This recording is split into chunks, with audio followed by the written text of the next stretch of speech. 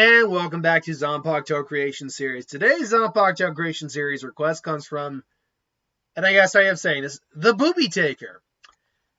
Internet's a fantastic place, isn't it? Who asked the question, what is Zanpakuto with the character Rotor from Lego Hero Factory, which I know nothing about because I don't follow the Lego stuff.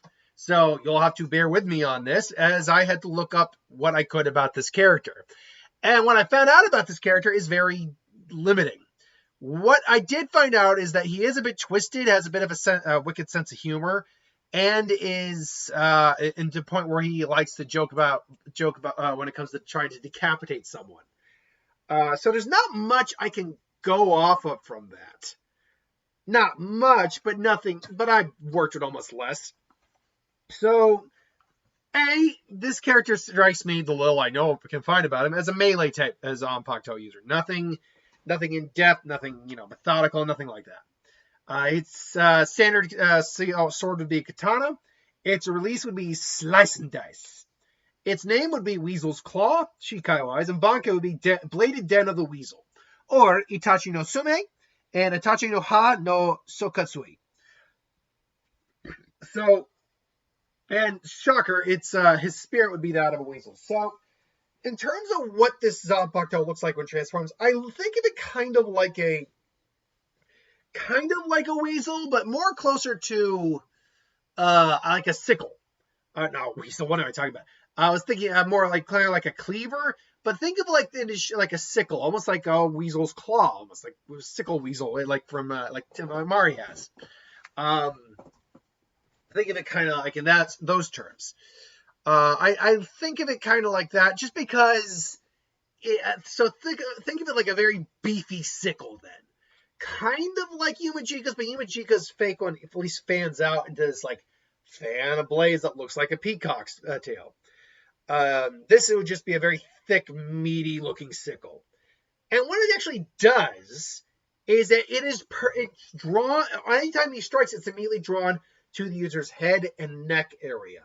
That's what the Zanpakuto does. As he seems to have this little sense of humor about joking about decapitation with his opponents, this is what it does. It literally goes for the head constantly. There's no in between with that. Its Bankai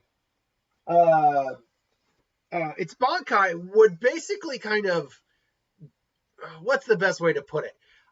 Its Bankai would lengthen the blade out, but also kind of split it into multiple blades, not like Yumajika's per se, more like blades surrounding the blade, kind of like floating around, or blades that are like floating around the blade.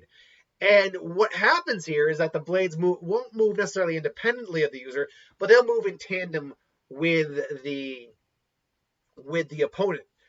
And what the other blades rotating around this blade do is that the blade, unlike the main blade, they will go for the head and neck constantly, whereas the opponent is now drawn neck first to the blade. So it's actually the main blade's ability reverses, whereas these new blades still do what the Shikai did.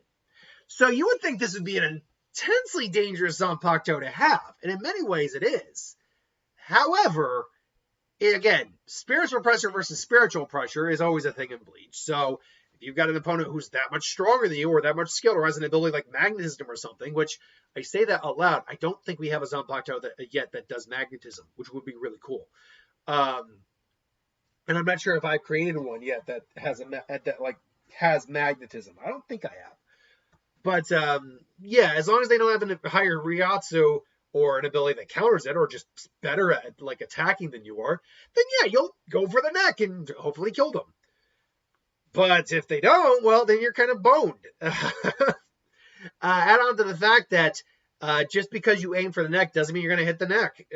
Your opponent has a better skill and is better at blocking or faster than you, then it completely negates anything you're doing at the time. So this works out well because this doesn't strike me as an overly intelligent character, but not a supremely dumb one either. Kind of like a mustache twirling villain who's got some cleverness to them, but is not a super genius or anything like that. That said, though, this is just my bare bones opinion based off a little I can find on this character of what this Zanpakuto would look like or act like. Still though, this is just my opinion. What would you do in the comments below if you would do anything different? Let me know in the comments below. But thanks for watching. Hope you enjoyed. Like, comment, share, subscribe, and I'll see you folks next time. Have a good one.